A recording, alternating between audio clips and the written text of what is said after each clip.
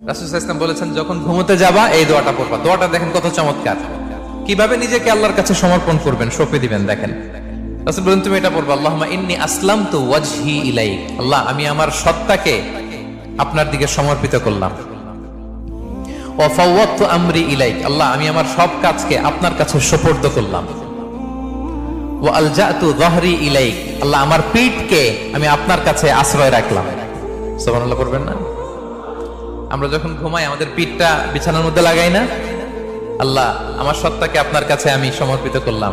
আল্লাহ, আমার সব কাজকে আপনার কাছে আমি সঁপে দিলাম। আল্লাহ, আমার পিঠটাকে আপনার কাছে আমি আমানত রাখলাম। লা মালজা ওয়ালা মানজা মিনকা ইল্লা ইলাইক। আল্লাহ, আপনি ছাড়া আশ্রয় দেওয়ার কেউ নাই। আল্লাহ, আপনি ছাড়া আমাদের মুক্তি দেওয়ার কেউ নাই। আল্লাহ, আপনি যে রাসূল পাঠিয়েছেন সে রাসূলের প্রতি আমি ঈমান আনলাম। আল্লাহ, যে কিতাব আপনি আসমান থেকে পাঠিয়েছেন ওই কিতাবের উপর আমি ঈমান আনলাম। সুবহানাল্লাহ পড়েন।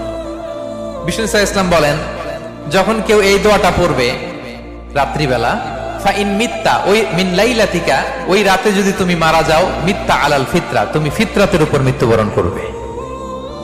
ওয়াইন আসবাহতা আসবাহতা ওয়া ক্বাদ আসাবতা খাইরান কাসীরা, আর যদি রাতে মৃত্যু না হয় তুমি বেঁচে যাও, তাহলে ওই দিনে তুমি প্রভূত কল্যাণ লাভ করবে। সুবহানাল্লাহ।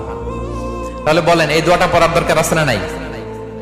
এই দোয়াটা যদি কেউ পড়ে, সে মারা গেলে ওই রাতে ফিতরাতের উপর মারা যাবে। ফিতরাতের প্রথম অর্থ কি বলছিলাম? সবাই বলতে হবে, কি বলছিলাম? তাহলে এই দোয়া পরে রাতে মারা গেলে সে মুসলিম হয়ে মারা যাবে, ঠিক কিনা?